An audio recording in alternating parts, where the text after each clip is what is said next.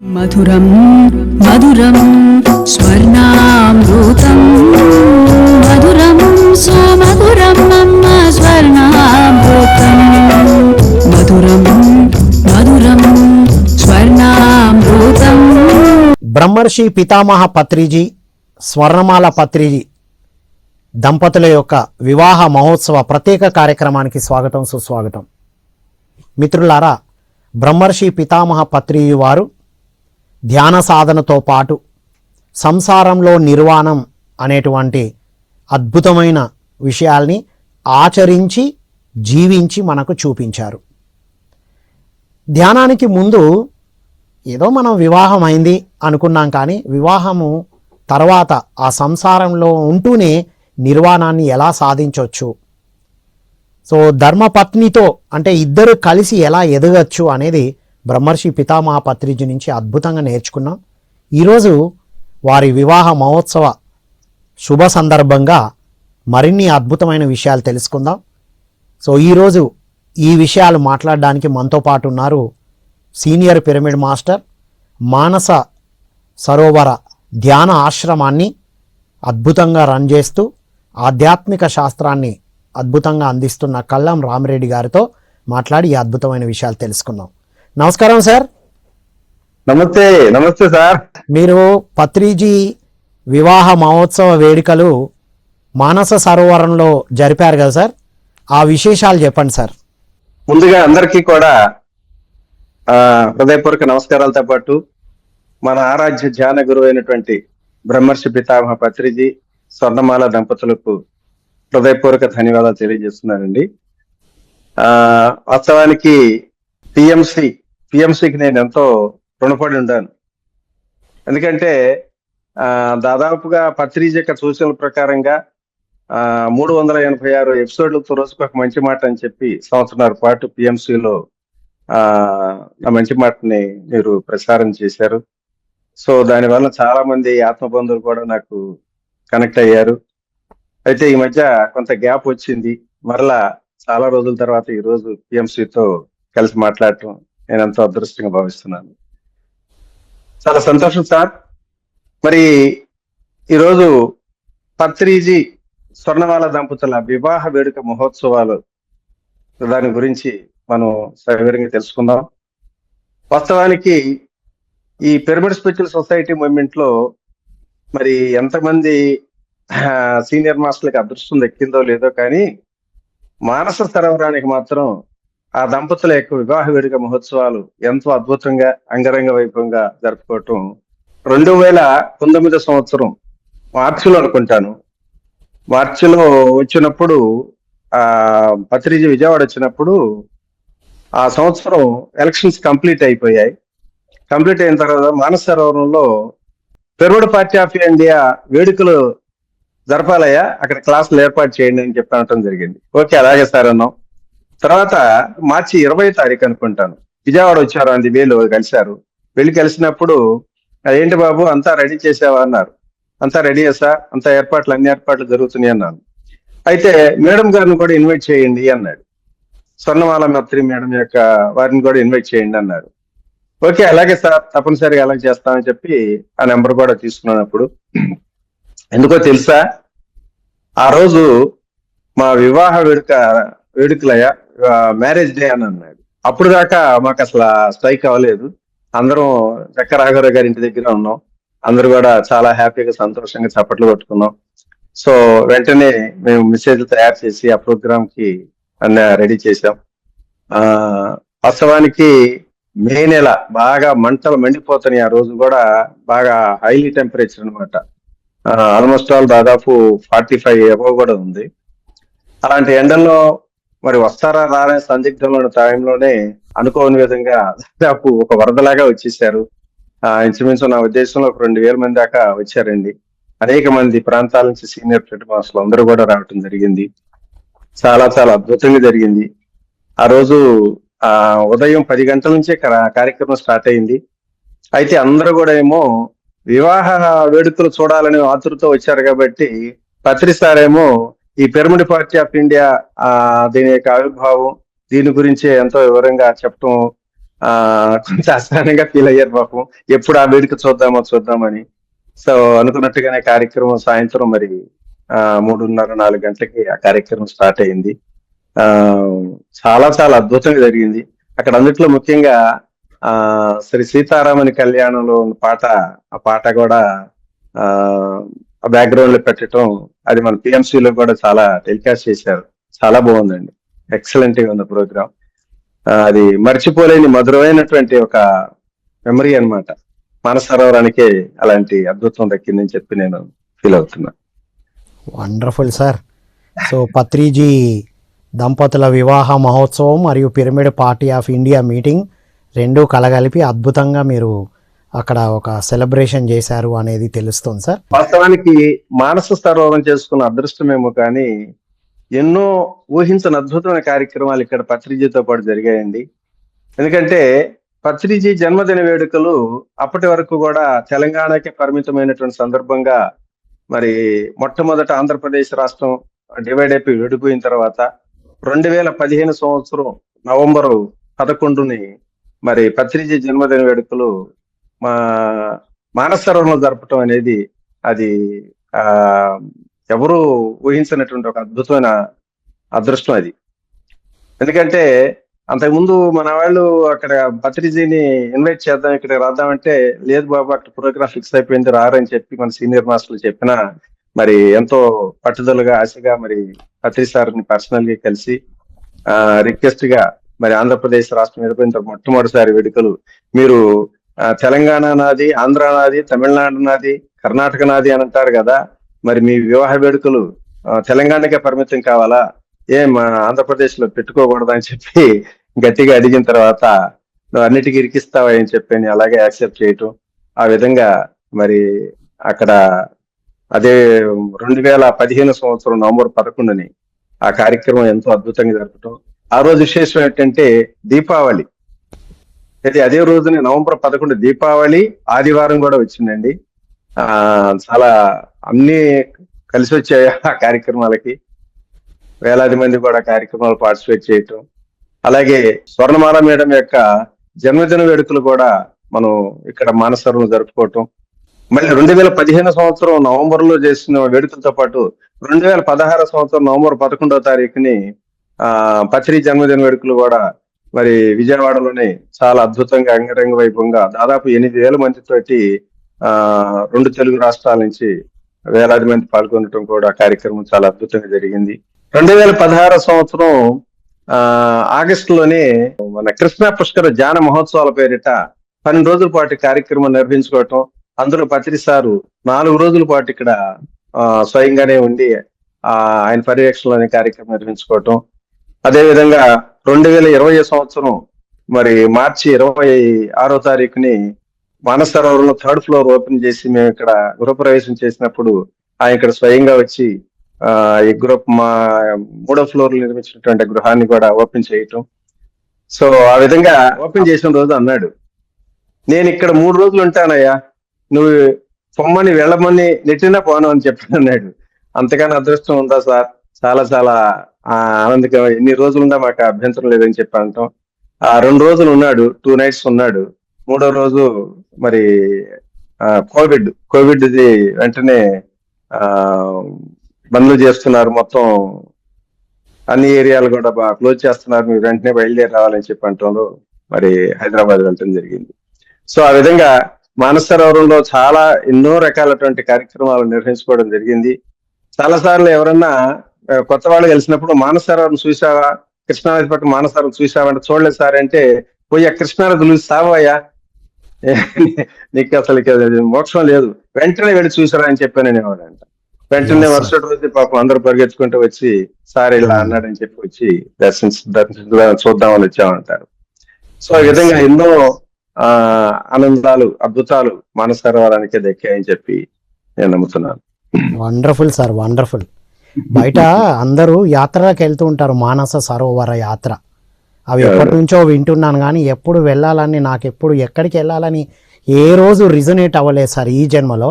కానీ ఇప్పుడు మీరు మన మానస సరోవరం గురించి చెప్తున్నప్పుడు ఎన్నోసార్లు అడిగారు, రావాలన్న ఒక ఫీల్ క్రియేట్ అయింది ఇప్పుడు మీరు ఇన్ని చెప్తూ ఉంటే.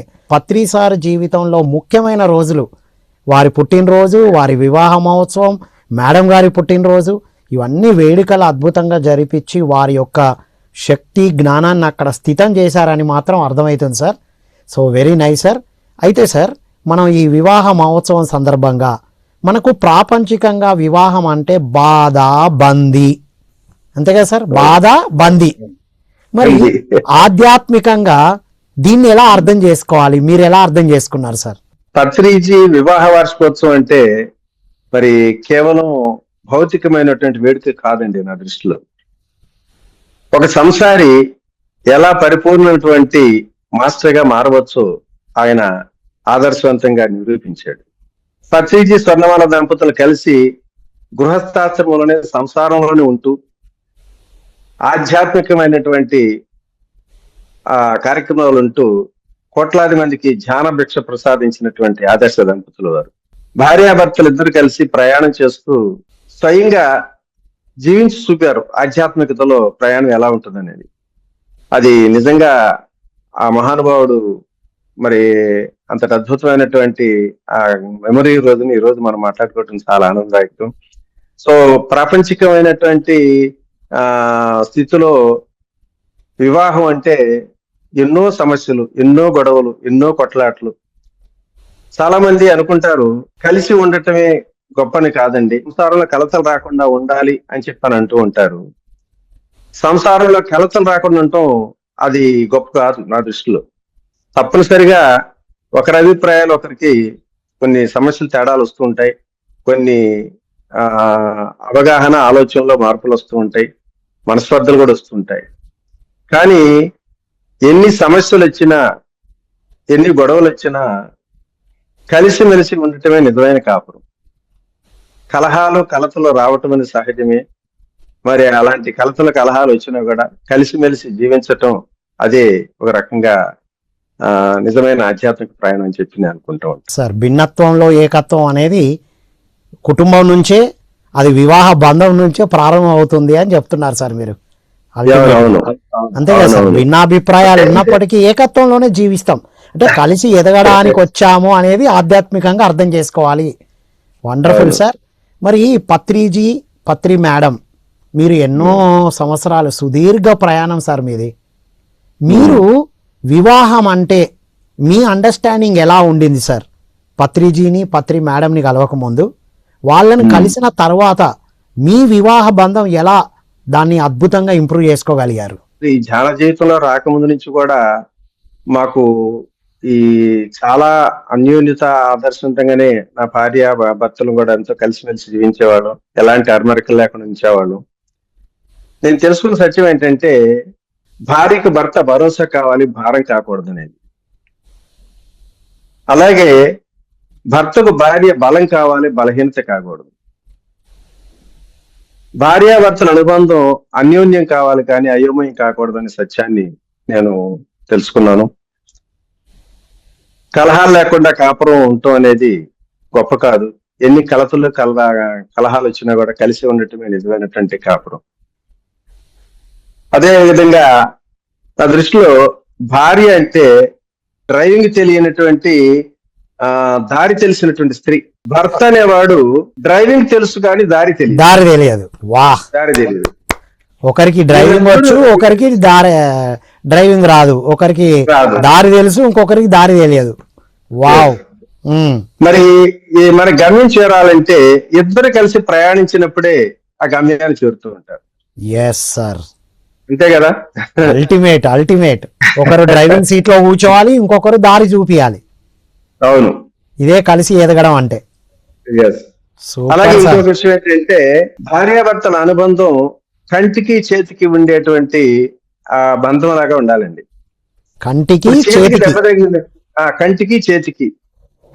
ఇప్పుడు సపోజ్ చేతికి దెబ్బ తగిలితే కన్నీటితో ఓదారుస్తుంది, అంతే కదండి.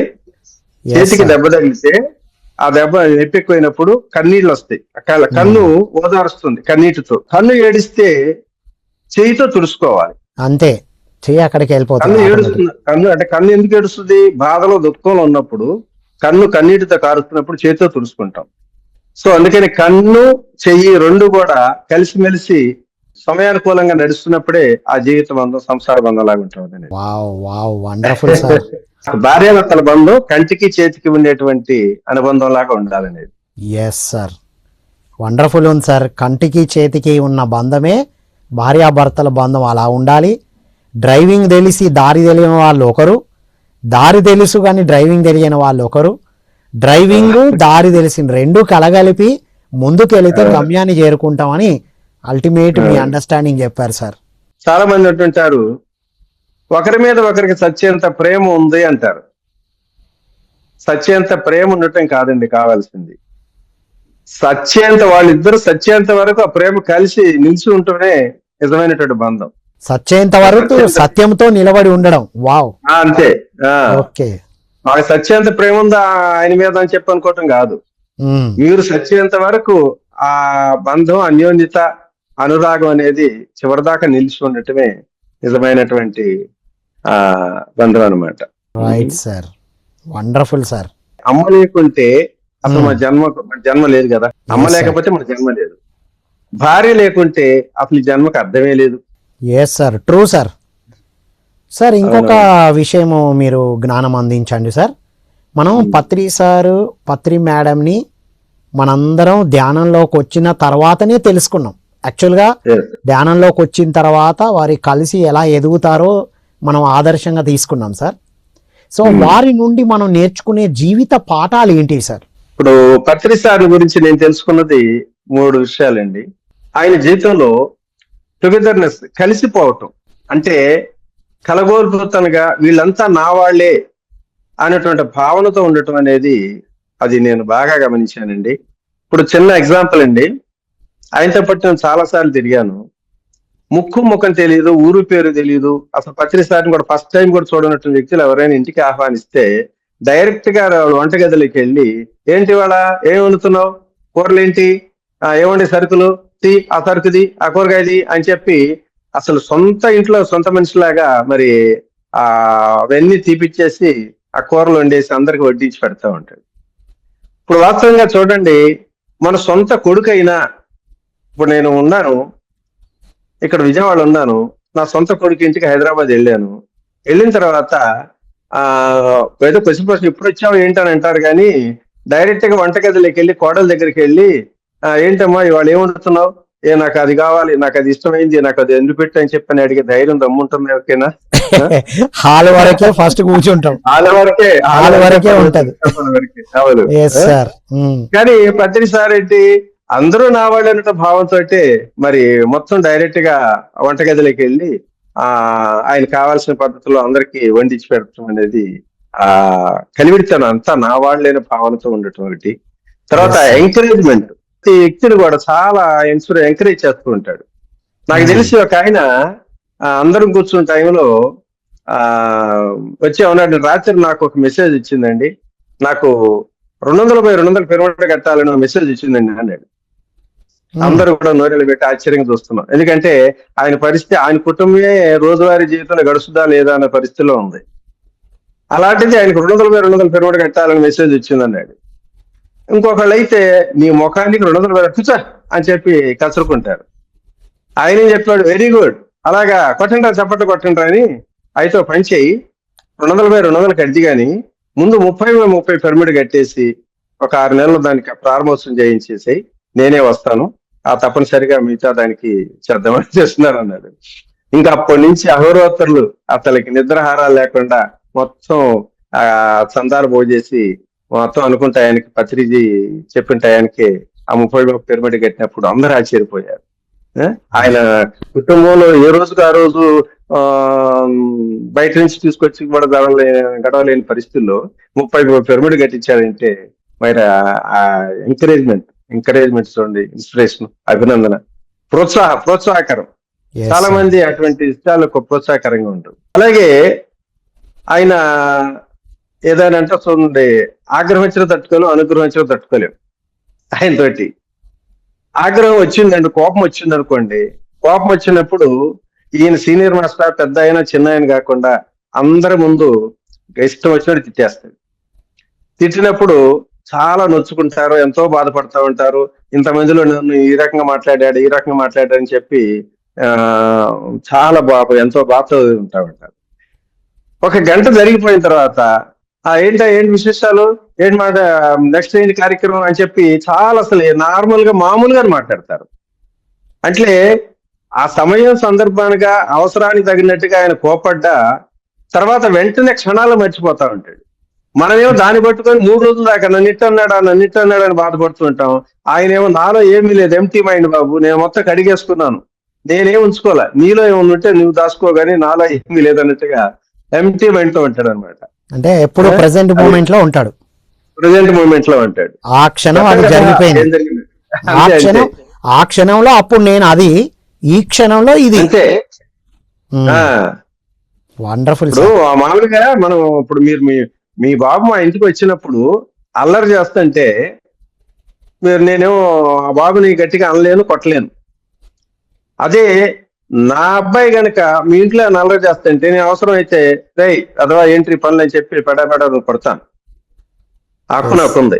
అట్లాగే మనందరూ కోపడుతున్నాడంటే వీళ్ళందరూ నా వాళ్లే, వీళ్ళు నా బిడ్డలతో సమానమైన భావన బట్టే కదా అరిసేది. తప్పు జరిగినప్పుడే కదా అరిసేది, లేకపోతే మన మీద దేశం కోపం అసూయలే ఉంటాయి ఆయనకి. అవును సార్, అదొకటి సార్. ఇంకొక వర్షన్ కూడా చెప్పారు, అదే నాలో నేను కరెక్షన్ చేసుకుంటున్నా, నువ్వెవరో కాదు కదా, నన్ను నేను అనుకుంటే నీకేంటి ఆ నొప్పి అనే సందర్భాలు, అన్న సందర్భాలు కూడా ఉన్నాయి. అంటే ఏకత్వం అనేది ఆచరించి చూపించారు సార్. ఏకత్వం వండర్ఫుల్ సార్. కలుపుగోలుతనం, రెండోది ఎంకరేజ్మెంట్, ఏకత్వం, ఈ 3 అద్భుతమైన గుణాలు పత్రిజీ నుంచి నేర్చుకునే జీవిత పాఠాలు. సార్ మేడం, స్వర్ణమాల పత్రి మేడం దగ్గర నుంచి మీరేం నేర్చుకున్నారు సార్? స్వర్ణమాల పత్రి మేడం కూడా మరి నిజంగా ఆ రోజుల్లో చిన్నపిల్లలు అయినా కూడా ఇంకొక కుటుంబంలో అయితే మాత్రం ఆయన ఉద్యోగానికి రాజీనామా ఇస్తే ఏ భార్య ఒప్పుకోలేదండి. మరి ఆ మేడం గారు భవిష్యత్తుని దృష్టిలో పెట్టుకొని తన భర్త యొక్క భావాలకు అనుగుణంగా నడుచుకోవాలంటే భావంతో మరి ఎన్ని సమస్యలు, ఎన్ని బాధలు వచ్చినా సరే కుటుంబ భారాన్నంతా స్వయంగా మోసి ప్రపంచానికి ఒక అద్భుతమైనటువంటి ఒక యోగేశ్వరుని అందించడం అంటే ఆవిడ సహకారం లేని జరిగేది కాదండి. ఆవిడకి ఆ విషయంలో చాలా చాలా మెచ్చుకోదగ్గ విషయాలు. ఆవిడకి ఎన్ని కుర్చొని చెప్పినా కూడా తక్కువ. ఆవిడకి సహకారం లేదే పత్రిజీ ఈ రకంగా ఇంతమంది కోట్లాది మందికి ఆరాధ్య గురువు అయ్యేవాడు అంటారా?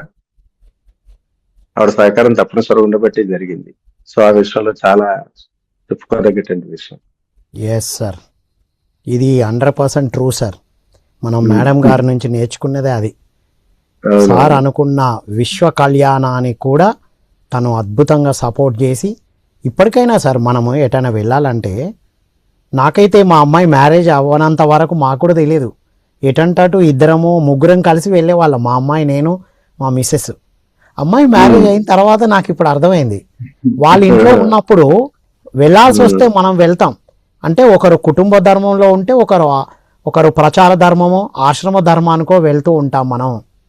మనం ఒక్కసారి కుటుంబంలో ఉన్నప్పుడు వాళ్ళు వెళ్తారు. అలా కాదు, పత్రిజీ డిజైనే విశ్వ కళ్యాణం. నిజంగా మేడం అలా స్టెప్ తీసుకొని సహకరించబట్టే మనందరికీ రీచ్ అయ్యారు. అంటే మనకు పిరమిడ్ స్పిరిచువల్ సొసైటీస్కి మనం పత్రిజీ ఎంత మహా వ్యక్తిగా మనకున్నారో, వారి వెనకాల ఉన్న మేడం గారు కూడా సమానంగా అంత శక్తిని, జ్ఞానాన్ని మనకి ప్రసారం చేశారనేది మీ మాటల ద్వారా అర్థమవుతుంది సార్. ఏదేమైనా మరి మ్యారేజ్ అంటే వివాహ మహోత్సవ సందర్భంగా ఇంకా నేను చెప్పగలిగే ఆల్మోస్ట్ ఆల్ ఇందాకే చెప్పేశాను. ప్రతి భార్య భర్త కూడా తప్పనిసరిగా ఒకరికొకరు సహకారం, అన్యోన్యత, ప్రేమ, అరమరికలతోటి లేకుండా చూసుకుంటూ ఒకటి. పత్రిజీతో పాటు మరి దాదాపుగా నేను 10 సంవత్సరాల పాటు ఎన్నో తిరిగానండి. అందరూ గురువులేమో మాటల వరకే పరిమితం, కానీ ఆయన మాటలే కాదు చేతల్లో కూడా మరి చెప్పినట్టు చూపించడానికి అనేక నిదర్శనాలు ఎన్నో ఉన్నాయి. ఆయన నేను గురువును కాదు, మనందరం మైత్రేయులు, మిత్రులు, స్నేహితులు, వీఆర్ ఆల్ ఫ్రెండ్స్ అని చెప్పి చాలా సార్లు చెప్తూ ఉంటాడు. మరి అది చాలా మంది మాటలకే పరిమితం అవుతుందేమో అని అనుకున్నాను, కానీ ఆయనతో నేను స్వయంగా తిరిగిన తర్వాత మరి ఆయనతో నాకు కలిగిన అనుభవం చూస్తే మాటలకి చేతలకి ఆ ఒకే రకంగా ఎలా మాట్లాడతారో చేతలు కూడా ఆ రకంగా చూపిస్తారని చెప్పే ఉద్దేశంతో అనేక సందర్భాలు నేను చూశాను. ఆ ఆయన చూపించే ప్రేమలో, అభిమానాలు, ఆప్యాయతలు చూస్తుంటే నిజంగా మనం స్వయాన రక్తం వచ్చుకున్న తల్లిదండ్రులు కూడా మనకు చూపించలేరేమో అన్నటువంటి ఆ భావంతో నేను చాలా సార్లు చూశాను. నాకు ఒకసారి బళ్ళారి వెళ్ళినప్పుడు, బళ్ళారి క్లాసులు చెప్పేటప్పుడు నైట్ అక్కడ అందరూ కూడా, నేను చాలా సార్లు నా బుక్ లో కూడా రాసుకున్నాను ఈ విషయాన్ని. ఆ అందరం కలిసి వెళ్ళి భోజనం చేసిన తర్వాత అందరు కిందకి వెళ్తుంటే నువ్వు పైకి పదా అన్నాడు. నన్ను పైకి రమ్మంటాడు ఏంటా అని చెప్పి సార్ అర్థం కాలేదు. పైకి వెళ్ళి రూమ్ లోకి వెళ్తే ఆయన బెడ్ మీద మంచం ఏర్పాటు చేశారు. మంచం మీద బెడ్ అయితే ఏర్పాటు చేశారు. నాకు కింద ఒక బెడ్ వేశారు. నన్ను ఇక్కడ పడుకోమన్నారు కదా అని చెప్పి నేను కింద పడుకున్నాను. హాఫ్ అన్ అవర్ తర్వాత కింద నుంచి ఎమ్మెల్యే గారితో మాట్లాడిన తర్వాత సార్ పైకి వచ్చి, రామిరెడ్డి ఇలా రా అన్నాడు. సరే ఏదైనా చెప్పడానికి రమ్మన్నారేమో అని చెప్పి నేను దగ్గరికి వెళ్ళాను. ఏంటి సార్ అంటే, ఇక్కడ పడుకో అన్నాడు. నా గుండె జల్లుమంది. అదేంటి సార్, ఎందుకు అక్కడ కింద బెడ్ వేశారు కదంటే, నేను మాట్లాడుకుని పడుకో, అరగకుండా పడుకో అని చెప్పి చేయబొట్టి లాగేసి ఆయన పక్కన పడుకేసుకున్నాడు. కొన్ని లక్షల మంది ఆరాధించేటువంటి మరి ఆరాధ్య గురువు ఒక సామాన్యులుగా ఉన్నటువంటి శిష్యులను కూడా తన పక్కన పట్టుకేసుకున్నాడంటే అది గురువు అనే భావనతో ఉంటే అలా చేస్తాడా? మిగతా ఆధ్యాత్మిక గురువుల్లో అసలు కనీసం జ్ఞానం అనే ముక్కనే గురువు తప్పితే శిష్యులు చెప్పడానికి అవకాశం ఉండదు. తర్వాత శిష్యుల పని ఏంటి? కార్యక్రమాలు ఏర్పాటు చేయటం వరకు, మరి భక్తులు ఎవరైనా రాకుండా, దగ్గరికి రాకుండా, గురువుని టచ్ చేయకుండా దూరంగా పంపించే ఏర్పాట్లు చేస్తూ ఉంటారు. కానీ మరి శిష్యులతో ఇంత సన్నిహితంగా, ప్రేమతత్వంగా ఉండటం అనేది ఒక పత్రిజీకే చెల్లిందండి. సో దీని ద్వారా ఎన్నో నేర్చుకోవాల్సిన విషయాలు ఎన్నో ఉన్నాయి. Wonderful sir, thank you so much sir. అద్భుతమైన మీ అనుభవ జ్ఞానాలు, వారి నుంచి నేర్చుకోవాల్సిన జీవిత పాఠాలు కూడా అద్భుతంగా చెప్పారు. Thank you very much. Thank you sir, చాలా సంతోషం. నమస్తే. ఇది మిత్రులారా, విన్నాం కదా అద్భుతమైన జ్ఞానము. బ్రహ్మర్షి పితామహ పత్రిజీ, స్వర్ణమాల పత్రి మేడం అంటేనే మనందరికీ ఆదర్శ దంపతులు, డివైన్ కపుల్ అని మనం అనుకోవచ్చు. వారు జీవించి చూపించారు. ఆధ్యాత్మికంగా ఎదగాలి అంటే, ఉన్నతంగా ఎదగాలి అంటే ఎక్కడో పైనుంచి దిగొచ్చారు అని మన భావనలో ఉండేది. కానీ మనలాగే సాధారణంగా జన్మించి ఒక గృహస్థాశ్రమంలో ఉంటూ, గృహాన్ని నడుపుతూ, సంసారంలో ఉంటూ, సంసారంలో కూడా అద్భుతంగా వారికి ఎప్పుడు ఎక్కడ ఏం అవసరమో సమయాన్ని ఇస్తూ, ఫ్రెండ్గా ఉంటూ మనందరికీ చెప్పారు పత్రిజీ, వీఆర్ ఆల్ ఫ్రెండ్స్ అని. సో ఎంత కుటుంబంలో ఫ్రెండ్లీగా ఉండడమే కాదు, మొత్తం ఒక వసుదైక కుటుంబం అంటే ఏమిటో మనకు చూపించారు. మనం ఫిజికల్గా వివాహ మహోత్సవం అంటున్నాం, కానీ దాని వెనకాల ఉన్నటువంటి ఒక గ్రేటెస్ట్ ట్రూత్, ఒక మైత్రేయ బుద్ధ తత్వాన్నే మనం ఈరోజు రామిరెడ్డి గారి మాటల్లో తెలుసుకున్నాం మిత్రులారా. సో బ్రహ్మర్షి పత్రిజీ, స్వర్ణమాల పత్రి మేడం ఇద్దరు కూడా వివాహ బంధాన్ని అద్భుతంగా కలిసి ఎదగడం ఎలాగో అనేది మనం ఈరోజు ఆదర్శంగా తీసుకొని, అది సాధనతో, ఆధ్యాత్మికతతో మాత్రమే సాధ్యమని తెలుసుకుంటున్నాం మిత్రులారా. కాబట్టి ఈనాటి ఈ కార్యక్రమాన్ని ద్వారా వారి నుంచి నేర్చుకునే జీవిత పాఠాలతో వారి వివాహ మహోత్సవాన్ని జరుపుతూ, మన వివాహ మహోత్సవాన్ని మనం రివ్యూ చేసుకుంటూ మరింత ఉన్నతంగా ఎదగాలని కోరుకుంటూ మరో కార్యక్రమంలో మళ్ళీ కలుద్దాం. అంతవరకు సెలవు. Thank you all.